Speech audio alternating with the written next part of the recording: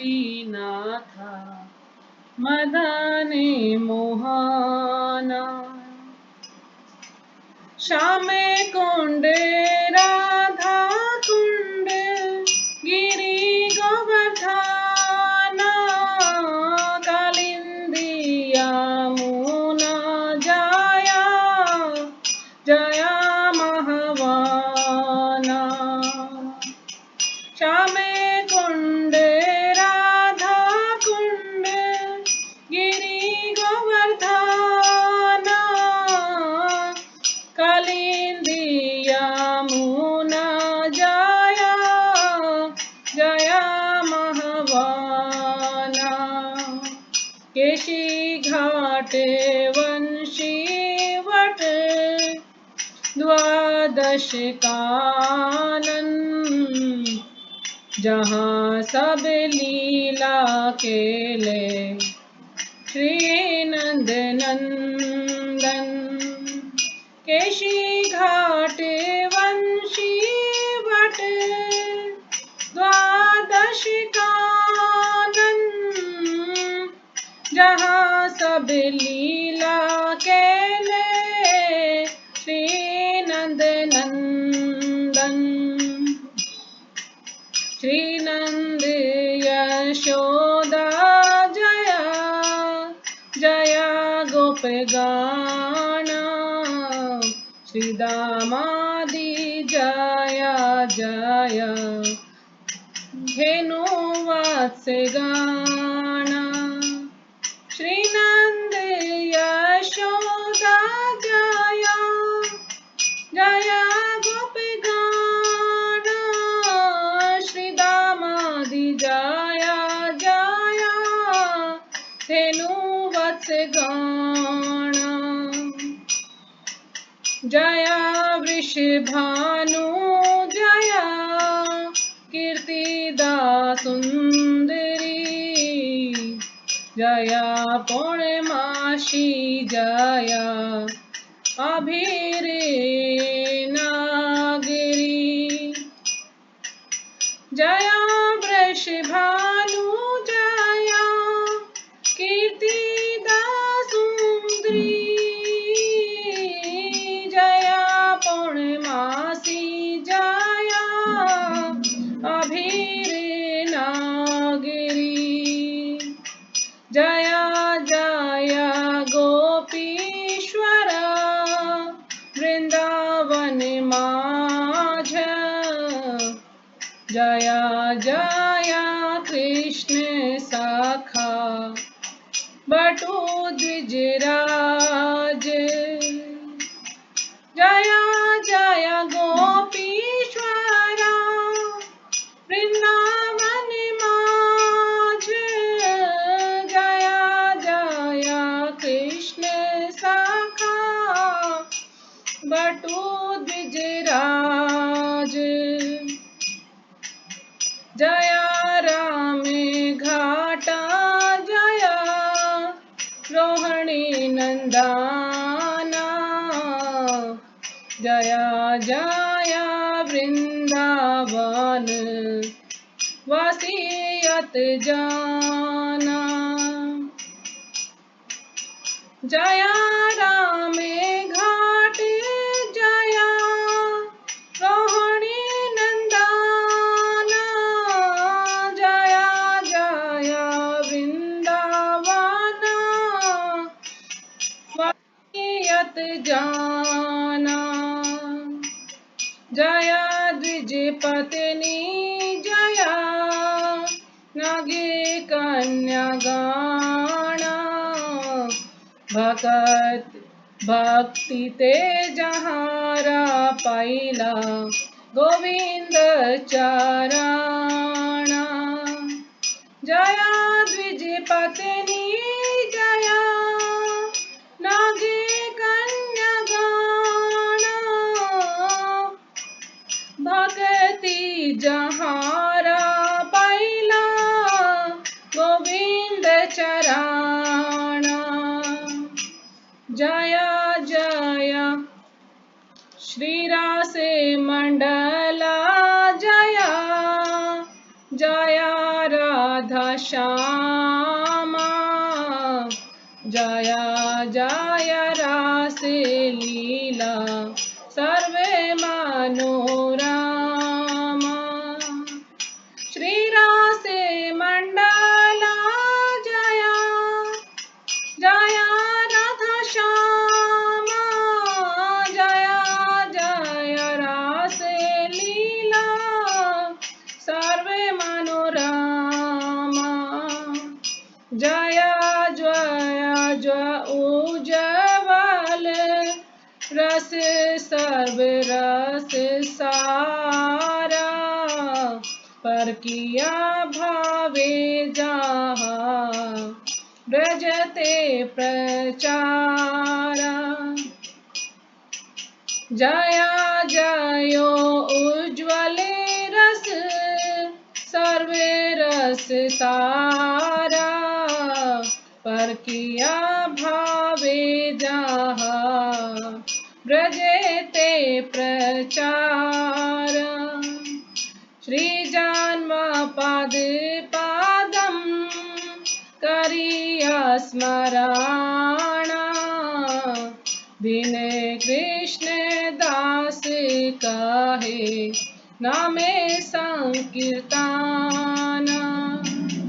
श्री जन्म पद पदम करिया स्मरणा दिन कृष्ण दास कहे नामे संकीर्तन जय राधे जय कृष्ण जय वृंदावन श्री गोविंद गोपीनाथ मदन मोहन जय राधे जय कृष्ण जय वृंदावन श्री गोविंद गोपीनाथ मदन मोहन हरे कृष्ण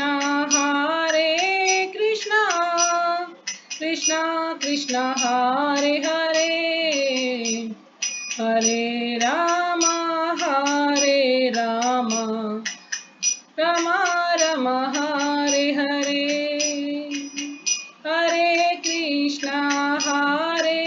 कृष्ण कृष्ण कृष्ण हरे हरे हरे राम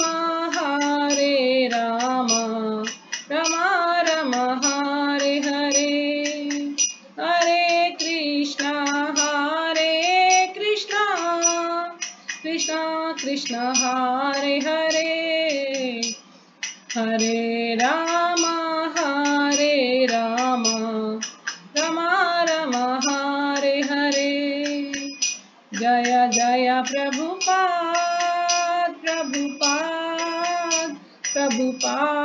श्रील प्रभुपाद जय जय गुरुदेव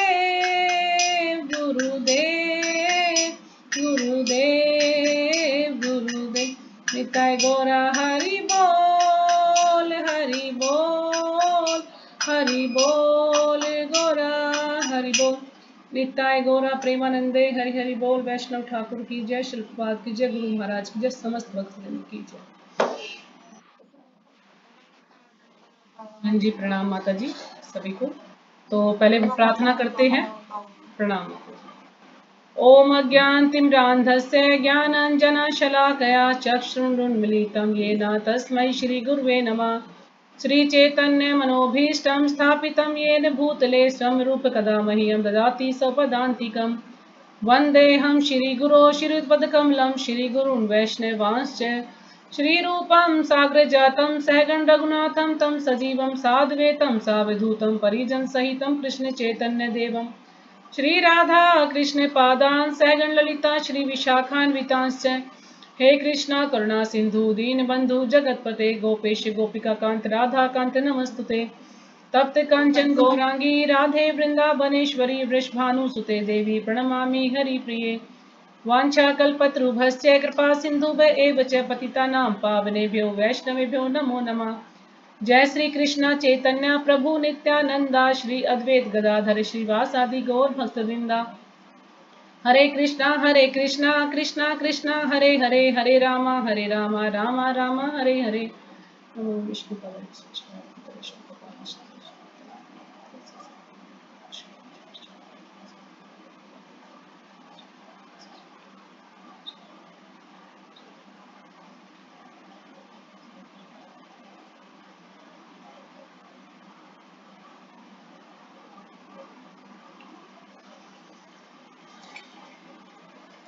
तो सभी का स्वागत है आज की क्लास में।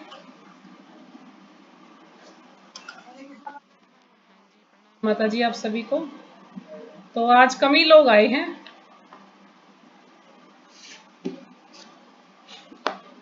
जब हम मैसेज डालते हैं कि आज आदिल्ला माता जी क्लास है, उस दिन तो तकरीबन तकरीबन सभी लोग आ जाते हैं, मुझे ऐसा लगता है। कम से कम 15-16 के करीब लोग आते हैं उस दिन। और वैसे वही 7-8 लोग आते हैं डेली के।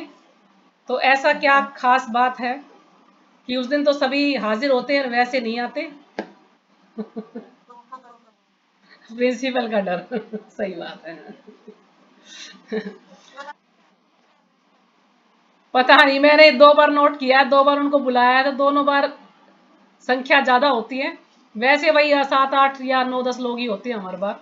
और उस दिन तो 15-16-17 तक लोग पहुंच गए थे, इतने आ गए थे, तकरीबन सभी आ गए।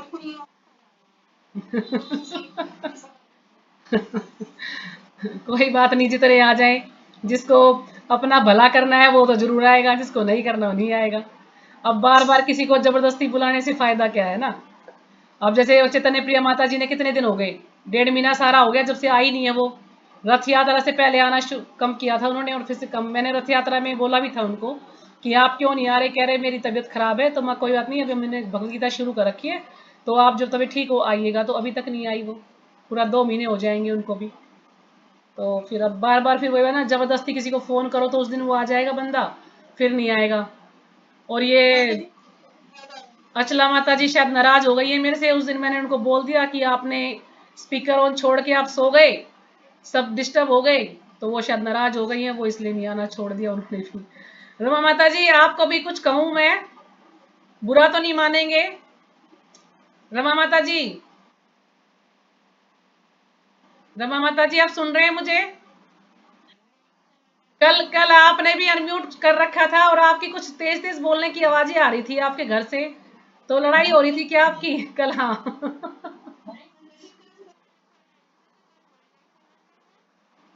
कल नहीं नहीं, कल कल थे मेरे ख्याल में आप माता जी क्लास में, बाद में आए होगे। तो फिर परसों परसों हो गई, परसों की बात है, मतलब आपका खुला रह गया था, ये आवाजें आ रही थी आपकी बहुत तेज। हाँ थोड़ी देर के लिए लास्ट में खुला था, मैंने आवाज भी लगाई थी, शायद आपको सुना ही नहीं, फिर मैंने क्लास बंद ही कर दी थी। तो ध्यान रखा कीजिए सभी, अनम्यूट रखें, म्यूट रखें, क्योंकि दूसरे आदमी को फिर परेशानी होती, कुछ समझ नहीं आता। और आवाज भी गूंजती है जब हम सब अपना खोल लेते हैं ना, अनम्यूट कर लेते तो आवाज गूंजती है फिर। हरे कृष्ण। तो कल हमने 3 श्लोक पढ़े थे दूसरे अध्याय के। तो पहले श्लोक में हमने पढ़ा था कि अर्जुन जो है क्या है, अर्जुन दुखी है, करुणा से व्याप्त है, उसकी आंखों में आंसू आए हुए हैं, वो दुखी है कि कैसे वो इन सब का वध करेगा, क्योंकि सब उसके परिवार वाले हैं, तो इस कारण से वो दुखी है। फिर दूसरे श्लोक में हमने पढ़ा था कि अर्जुन को भगवान श्री कृष्ण बोल रहे हैं कि आखिर तुम्हारे अंदर ये गंदगी आई कैसे, क्यों? क्योंकि तुम तो धर्म धर्म अधर्म के बारे में सब कुछ जानते हो, है ना।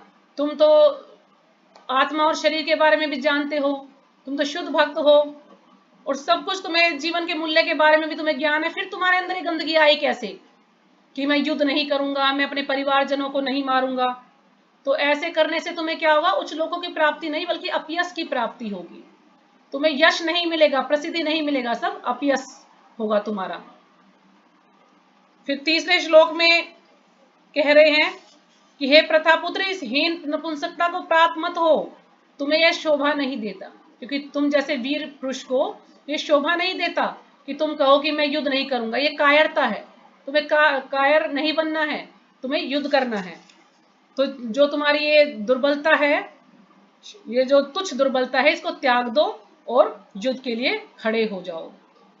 तो आज पर हम पढ़ेंगे चौथा श्लोक, अर्जुन उवाच। तो अर्जुन फिर से अपनी कोई समस्या भगवान के सामने रखेंगे और फिर भगवान उसका उत्तर देंगे अगले श्लोक में।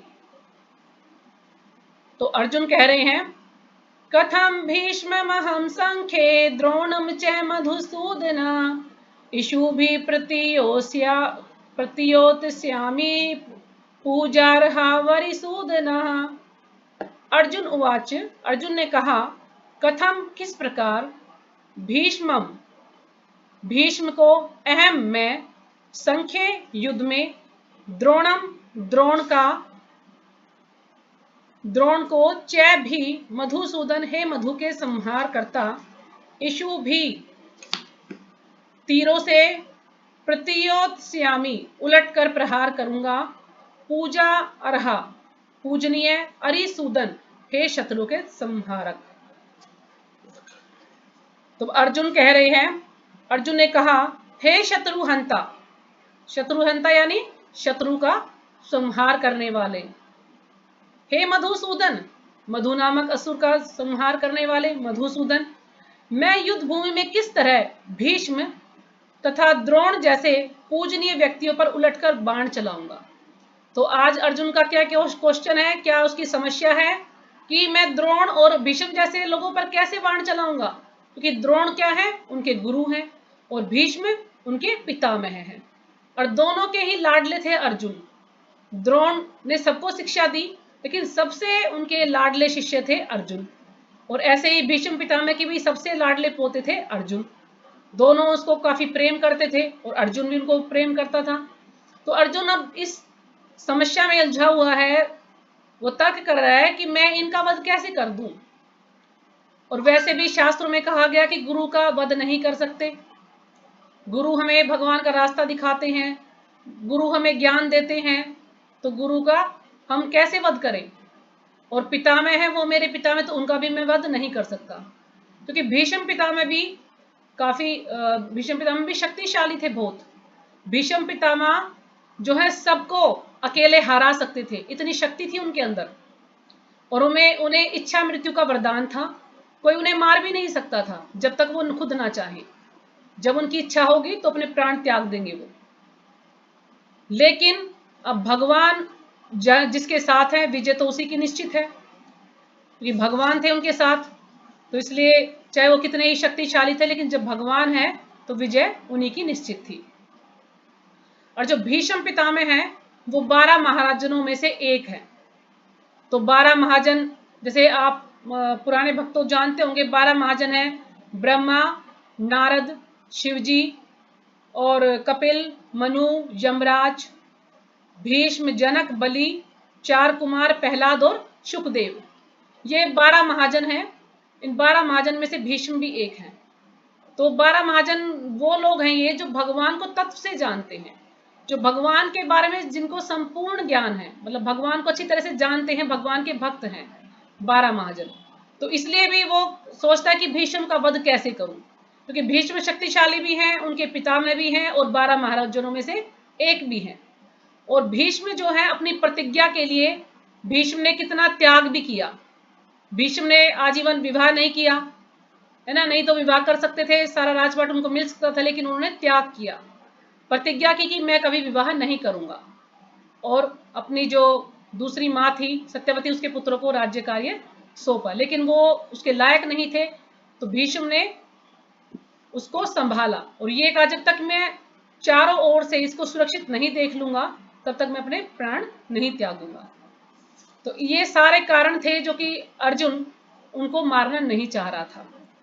तो आगे हम इसका तात्पर्य पढ़ते हैं। तो तात्पर्य शिल्पाद जी के द्वारा, शिल्पाद जी की जय। भीष्म पितामह तथा द्रोणाचार्य जैसे सम्माननीय व्यक्ति सदैव पूजनीय है ना। दोनों ऐसे व्यक्ति हैं जिनकी हमें पूजा करनी चाहिए, दोनों ही पूजनीय व्यक्ति हैं। तो ऐसे लोगों का भला अर्जुन उनको मार कैसे सकता था, उनका वध कैसे कर सकता था अर्जुन। यदि वे आक्रमण भी करें तो उन पर उलटकर आक्रमण नहीं करना चाहिए। यदि वो हम पर आक्रमण भी करें तो इन्हें गुरु का दर्जा दिया क्योंकि द्रोणाचार्य तो उनके गुरु हैं। तो कह रहे हैं कि यदि गुरु उन पर, मतलब जो द्रोण थे, यदि उन पर वो आक्रमण भी करें तो भी उनको उलटकर हम उस पर आक्रमण नहीं करेंगे, उनको जवाब नहीं देंगे। यह सामान्य शिष्टाचार है कि गुरुजनों से वाग युद्ध भी न किया जाए। तो ये शिष्टाचार है, यदि गुरु हमें कुछ बोल देते हैं तो हमारा ये कर्तव्य नहीं कि हम गुरु को उल्टा जवाब दे दें कि आप तो बूढ़े हो गए हैं, आपको कुछ नहीं पता, आप आराम से बैठिए। नहीं, गुरु ने जो भी हमें बोला है हमें उसको मानना चाहिए, हमें उस पर विश्वास करना चाहिए और गुरु से कभी जबान नहीं लड़ानी चाहिए। वाक युद्ध का मतलब है जबान लड़ाना, उनसे हमें वाद विवाद नहीं करना चाहिए, बहस नहीं करनी चाहिए गुरु से कि नहीं आपने ये ऐसे कैसे कह दिया, ये ठीक नहीं है। गुरु जो भी कहते हैं हमें उसे सही मानना चाहिए और उस पर अमल करना चाहिए, विश्वास करना चाहिए, उनके सामने जबान नहीं लड़ाना चाहिए। यहां तक कि यदि कभी वे रुक्ष व्यवहार करें तो भी उनके साथ रुक्ष व्यवहार न किया जाए। रुक्ष व्यवहार होता है रूखा व्यवहार या गलत व्यवहार, है ना। यदि वो गुरु हमारे साथ कभी ऐसा व्यवहार करते हैं, हमें कभी डांट देते हैं, ऐसा रूखा व्यवहार हमारे साथ कभी करते हैं, तो हमारा कर्तव्य नहीं कि हम भी उनके साथ रूखा व्यवहार करें। हमें उनको वैसे ही गुरु का जो दर्जा होता है, गुरु का जो सम्मान होता है, हमें उसी प्रकार से उनको सम्मान देना चाहिए, उसी तरह से उनकी जो है बात सुननी चाहिए, विनीत भाव से उनसे प्रश्न करना चाहिए, कभी भी उनसे तर्क वितर्क नहीं करना चाहिए हमें। तो फिर भला अर्जुन उन पर बाण कैसे छोड़ सकता था? अब अर्जुन जो है उन पर बाण कैसे छोड़ सकता था, क्योंकि वो दोनों ही पूजनीय हैं। तो क्या कृष्ण कभी अपने पितामह नाना उग्रसेन या अपने आचार्य सांदीपनि मुनि पर हाथ चला सकते थे? तो फिर अर्जुन प्रश्न कर रहे हैं कि क्या आप अपने नाना उग्रसेन या आपके जो आचार्य सांदीपनि मुनि उन पर कभी प्रहार कर सकते थे यदि वो ऐसी परिस्थिति में होते? तो अर्जुन ने कृष्ण के समक्ष ये ही कुछ तर्क प्रस्तुत किए हैं। तो अर्जुन ने उनके समक्ष कुछ ऐसे ही तर्क प्रस्तुत किए हैं, यानी उन्होंने अपनी बात को रखा है कि दोनों ही पूजनीय हैं, दोनों ही बड़े हैं, नाते में भी बड़े हैं, उम्र में भी बड़े हैं और मेरे गुरु हैं, तो मैं उनकी हत्या कैसे कर सकता हूं? तो मैं उनकी हत्या नहीं कर सकता। तो अर्जुन ने ये अपना क्वेश्चन रखा है। तो फिर आगे पढ़ते हैं हम। फिर आगे ये बताएंगे कि हम अगर गुरु इस प्रकार का हो तो हम गुरु का वध भी कर सकते हैं, गुरु का त्याग भी कर सकते हैं। गुरून् हत्वा हि महानुभावान् श्रेयो भोक्तुं भेक्ष्यं पीह लोके हत्वार्थ कामास्तु गुरु निहेव भुंजिये भोगान रुधिर प्रतिज्ञान। गुरून् गुरुजनों को अहत्वा न मारकर ही निश्चय ही महाअनुभावान महापुरुषों को श्रेय अच्छा है, भोक्तुम भोगना, भैक्ष्याम भीख मांगकर, अपि भी इह इस जीवन में, लोके इस संसार में, हतवा मारकर अर्थ लाभ की, कामान इच्छा से, तू लेकिन गुरुजनों को इह इस संसार में एव निश्चय ही भुंजिए भोगने के लिए बाध्य है, भोगान भोग्य वस्तुएं रुधिर रक्त से प्रदिग्धान सनी हुई रंजित। अनुवाद, ऐसे महापुरुषों को जो मेरे गुरु हैं उन्हें मारकर जीने की अपेक्षा इस संसार में भीख मांगकर खाना अच्छा है। तो अर्जुन यहाँ पर कह रहे हैं कि ऐसे गुरु जो कि मेरे गुरु हैं, जो कि महापुरुष हैं, महान व्यक्ति हैं, पूजनीय हैं, तो ऐसे गुरुओं को मारने की अपेक्षा ज्यादा अच्छा क्या है कि मैं भीख मांगकर खा लूं, है ना। इनकी हत्या करने से तो अच्छा कि मैं भीख मांगकर अपना जो है जीवन निर्वाह करूं, भीख मांगकर खाऊं। भले ही वे सांसारिक लाभ के इच्छुक हों, किंतु हैं तो गुरुजन ही। चाहे जो गुरु हैं वो सांसारिक लाभ के इच्छुक हों, सांसारिक लाभ की इच्छा से ही उन्होंने दुर्योधन की तरफ से युद्ध लड़ा हो, लेकिन है तो वो मेरे गुरु ही। यदि उनका वध होता है तो हमारे द्वारा भोग्य प्रत्येक वस्तु उनके रक्त से सनी होगी। यदि उनको मारकर हमें राजपाट मिल जाएगा, हमें सारी सुख सुविधाएं मिल जाएंगी, लेकिन एक तरह से देखा जाए तो क्या होगा, वो उनके रक्त से सनी होगी, क्योंकि उनको मारकर वो चीजें हमें प्राप्त हुई हैं, तो वो उनके रक्त से सनी हुई मानी जाएंगी। तो मैं ऐसी वस्तुओं का भोग कैसे कर सकता हूँ जो कि मेरे गुरु या मेरे पितामह के रक्त से सनी हो, तो मैं ऐसे व्यक्ति का वध नहीं कर सकता हूं। तो तात्पर्य शिल्पा जी के द्वारा, शिल्पा जी की जय। शास्त्रों के अनुसार ऐसा गुरु जो निंद कर्म में रत हो, निंद यानी गलत कार्य, जो कि गलत कर्म करता हो, गलत व्यवहार करता हो, और जो विवेक शून्य हो, त्याज्य हो, यानी जिसके अंदर सोचने समझने की शक्ति ना हो। विवेक शून्य, तो विवेकवान होता है यानी बुद्धिमान, और विवेक शून्य जिसके अंदर विवेक है ही नहीं, यानी जो बुद्धिमान नहीं है, यानी जो अच्छा और बुरा सोच नहीं सकता है। तो दुर्योधन से आर्थिक सहायता लेने के कारण भीष्म तथा द्रोण उसका पक्ष लेने के लिए बाध्य थे। अब जो भीष्म और द्रोण है वो दुर्योधन से क्या लेते थे? दुर्योधन से आर्थिक सहायता लेने के कारण वो उससे बंधे हुए थे। अब जो भीष्म है उनके साथ तो ऐसा नहीं था, लेकिन जो द्रोणाचार्य हैं वो क्या सोच रहे थे? वो अपने पुत्र के बारे में भी सोच रहे थे, क्योंकि जो अश्वत्थामा था उन्होंने दुर्योधन को अपना मित्र बनाया था, क्योंकि उनके पास वो ब्राह्मण थे तो गरीब थे, उन्होंने कभी ऐसे इतना सुख सुविधाएं नहीं देखी थी, तो अश्वत्थामा ने दुर्योधन को अपना मित्र बना लिया, और जब दुर्योधन का मित्र बनाया दुर्योधन ने उसको सुख सुविधाएं दे दी, और शायद कुछ थोड़ा सा भूमि का टुकड़ा भी उन्हें दिया था ताकि वो उस पर राज कर सके, ऐसे एक राज्य उनको दे दिया था ताकि वो भी राज कर सके। तो अगर दुर्योधन, तो द्रोणाचार्य जो है इस कारण से भी दुर्योधन की तरफ से युद्ध लड़ने के लिए तैयार था अपने पुत्र को देखते हुए, क्योंकि उन्हें वो सुख सुविधाएं जो उसके पुत्र को चाहिए थी वो उसे मिली हुई थी। अगर वो उनकी तरफ से युद्ध नहीं लड़ता तो शायद उनके पुत्र को भी वो ये सब वापस ले लेता, ये कारण भी था। दूसरा, वो दुर्योधन का नमक भी खा रहे थे, क्योंकि उनके वहां पर रह रहे थे और भीष्म पितामह भी उनके राज्य में ही थे, तो सारी सुख सुविधाएं उनको मिल रही थी, तो इस कारण से भी वो दुर्योधन की तरफ से युद्ध लड़ रहे थे। उनको ये ज्ञात था कि विजय पांडव पुत्रों की ही होनी है, क्योंकि वो धर्म का साथ दे रहे हैं, वो सारे शुद्ध भक्त हैं, भगवान के भक्त हैं, और भगवान जिसके साथ हैं उस व्यक्ति की विजय निश्चित है।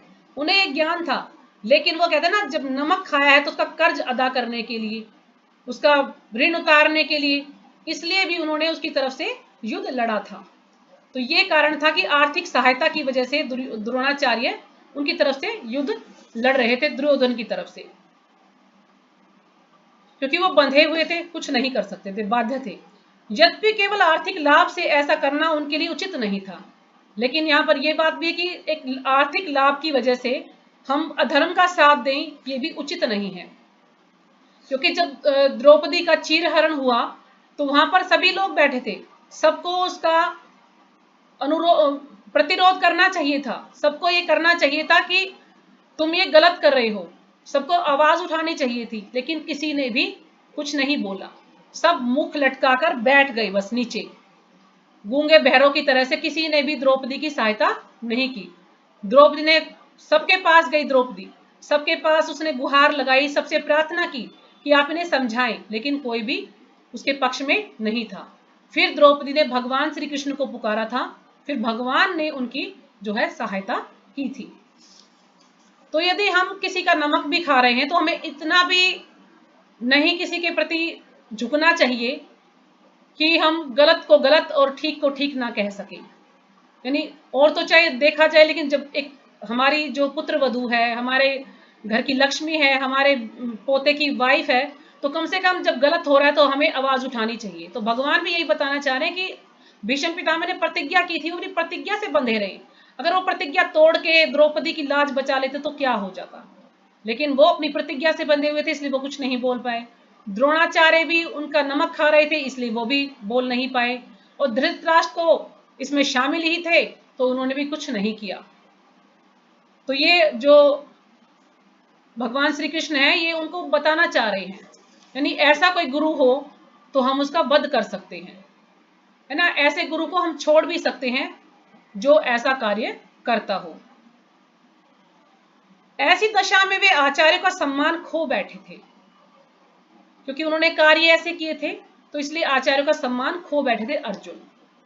किंतु अर्जुन सोचता है कि इतने पर भी वे उसके गुरुजन हैं, लेकिन उन्होंने ऐसा व्यवहार किया, लेकिन फिर भी अर्जुन के अंदर दया थी उनके प्रति, क्योंकि अर्जुन क्या है, भगवान के शुद्ध भक्त हैं। उनके अंदर दया थी, करुणा थी। फिर भी वो क्या सोचते हैं कि कोई बात नहीं, है तो मेरे गुरुजन ही। अतः उनका वध करके भौतिक लाभों का भोग करने का अर्थ होगा कि रक्त से सने अवशेषों का भोग करना। कि मैं ऐसे मतलब उनको मारकर जो मुझे राज्य प्राप्त होगा, जो मुझे सुख सुविधाएं प्राप्त होंगी तो वो उनके रक्त से सनी हुई ना। चाहे वो उसके लिए बाध्य थे, वो उससे बंधे हुए थे, वो मेरा साथ नहीं दे सकते, लेकिन फिर भी मेरे गुरुजन हैं तो मैं उनका वध नहीं कर सकता हूं। तो ये मतलब वो सोच रहे थे। तो अगला श्लोक हम पढ़ते हैं। न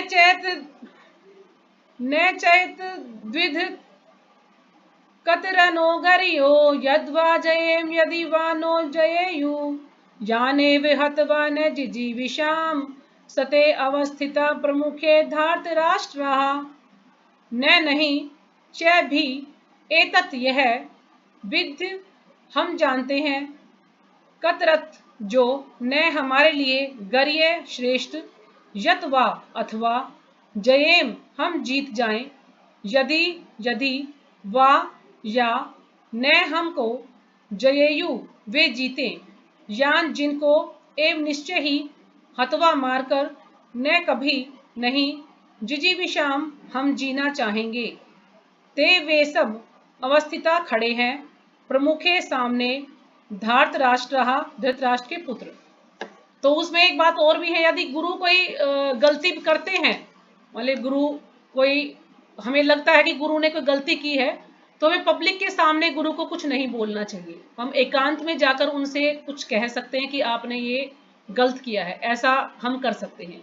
यदि गुरु, हमें लगता है कि गुरु हमें सही ज्ञान नहीं दे रहा है, उसका आचरण ठीक नहीं है, तो ऐसी परिस्थिति में भी हम गुरु को त्याग कर सकते हैं। गुरु का यदि गुरु गलत कर रहा है तो हम त्याग कर सकते हैं गुरु का, लेकिन मारना ठीक नहीं है उनको, हम उनको छोड़ सकते हैं।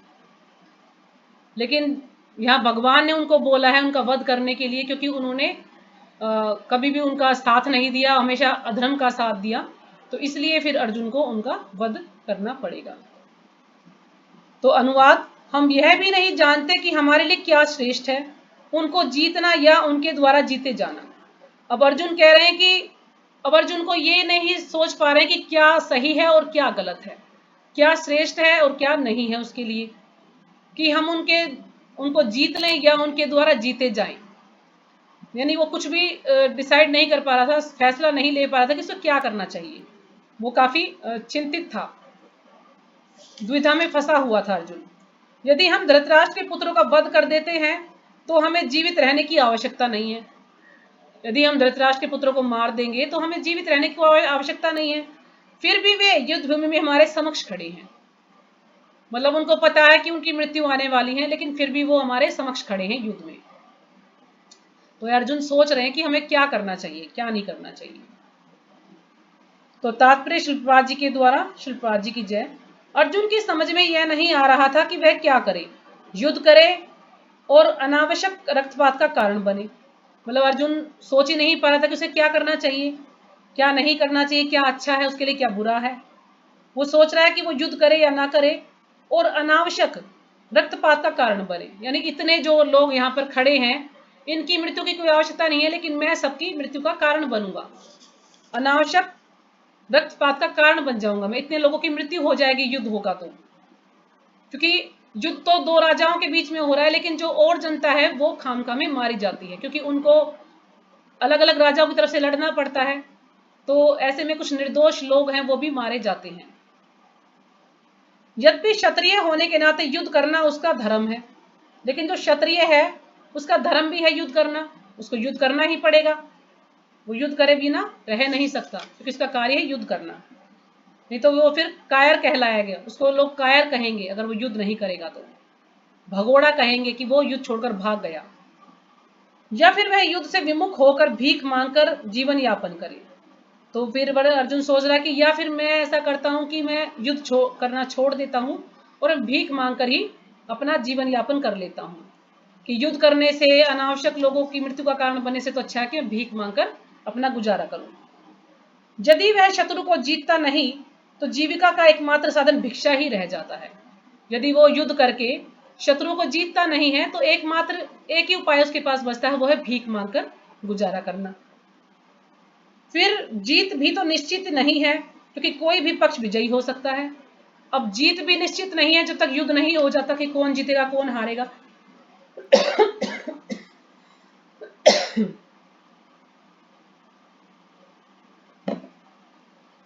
यदि उसकी विजय हो भी जाए, क्योंकि उसका पक्ष न्याय पर है, फिर एक बात यह भी है कि हो सकता है उसकी विजय हो भी जाए क्योंकि वो न्याय पर है, वो धर्म का युद्ध लड़ रहा है, तो उसकी विजय हो भी सकती है।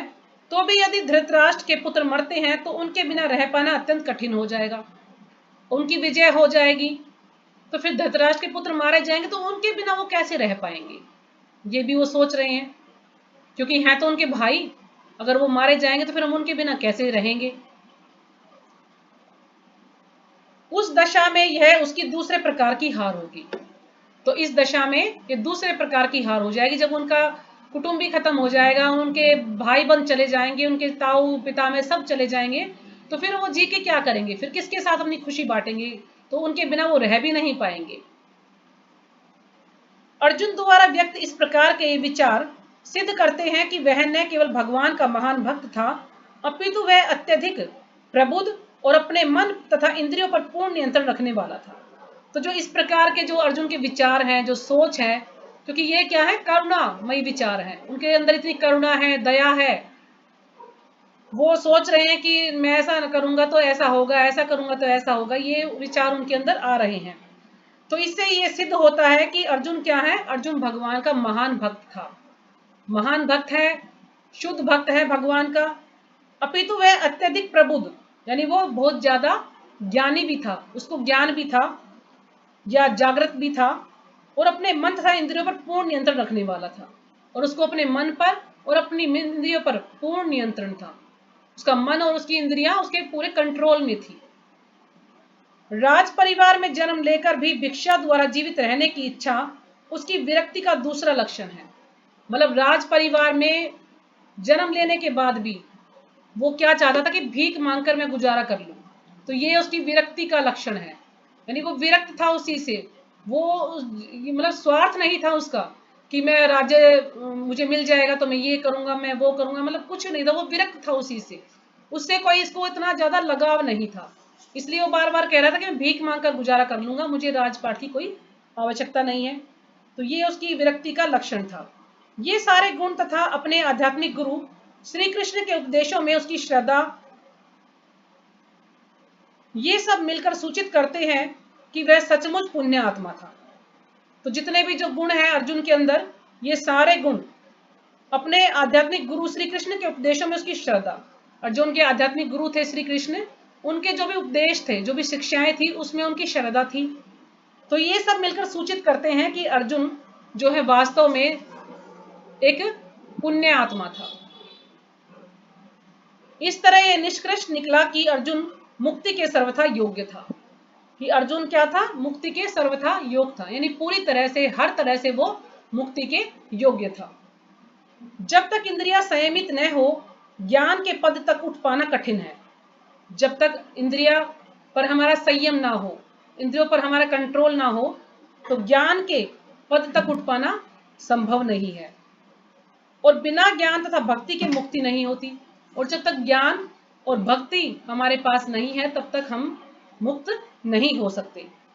अर्जुन अपने भौतिक गुणों के अतिरिक्त इन समस्त दैविक गुणों में भी दक्ष था, और जो अर्जुन था अपने भौतिक गुणों के अंदर, यानी भौतिक गुण तो उसके अंदर थे ही, उसके अतिरिक्त उसके अंदर दैविक गुण भी थे, वो दैविक गुणों में भी दक्ष था, यानी वो दैविक गुणों में बिल्कुल उसको क्या कहेंगे, हर चीज में निपुण था, वो दैविक गुणों में भी दक्ष था वो अर्जुन, क्योंकि वो भौतिक गुणों के साथ साथ आध्यात्मिक गुणों में भी निपुण था, क्योंकि अर्जुन क्या था, भगवान का शुद्ध भक्त था, और अर्जुन जो है रिश्तेदार भी था भगवान का सखा भी था, भगवान का मित्र भी था, तो सारे गुण अर्जुन के अंदर थे, और भगवान भी अर्जुन से काफी लगाव रखते थे, प्रेम करते थे। तो इस प्रकार से अर्जुन को समझाने का प्रयास कर रहे हैं, लेकिन अर्जुन बार बार अपनी वही बातें दोहरा रहा है कि नहीं, वो मेरे पितामह हैं, मैं उनको कैसे मार सकता हूँ, वो मेरे गुरु हैं, मैं भीख मांग के गुजारा कर लूंगा, यदि उनको मार भी देता हूँ तो मैं उनके बिना रह नहीं पाऊंगा, तो मैं कैसे अपना जीवन जी पाऊंगा। तो वो हर प्रकार से कुछ कुछ उसके अंदर विचार आ रहे हैं। तो जो अगला श्लोक है, अब इसमें अर्जुन भगवान को कहेंगे कि जैसे आपको ठीक लगे आप मुझे बताइए। तो अगला श्लोक है, 7वां श्लोक है, कार्पण्य दोषो प्रहत स्वभावा पृच्छामि त्वां धर्म सम्मूढ़ चेता यच्छ्रेयस्यानि निश्चितं ब्रूहि तन्मे शिष्यस्ते अहं साधि मां त्वां प्रपन्नम। कार्पण्य कृपणता, दोष दुर्बलता से उपहत ग्रस्त स्वभाव है, गुण विशेषताएं, पृच्छामि पूछ रहा हूं, त्वाम तुमसे, धर्म सम्मूढ़ मोहग्रस्त, चेता हृदय में, यत जो श्रेय कल्याणकारी, सयात हो निश्चितम विश्वास पूर्वक, ब्रूहि कहो तत् वह, मैं मुझको, शिष्य ते तुम्हारा, अहम मैं, साधी उपदेश दीजिए, माम मुझको, त्वाम तुम्हारा, प्रपन्नम शरणागत। तो अनुवाद, अब मैं अपनी कृपण दुर्बलता के कारण अपना कर्तव्य भूल गया हूं। अब कृपण के दो अर्थ हैं।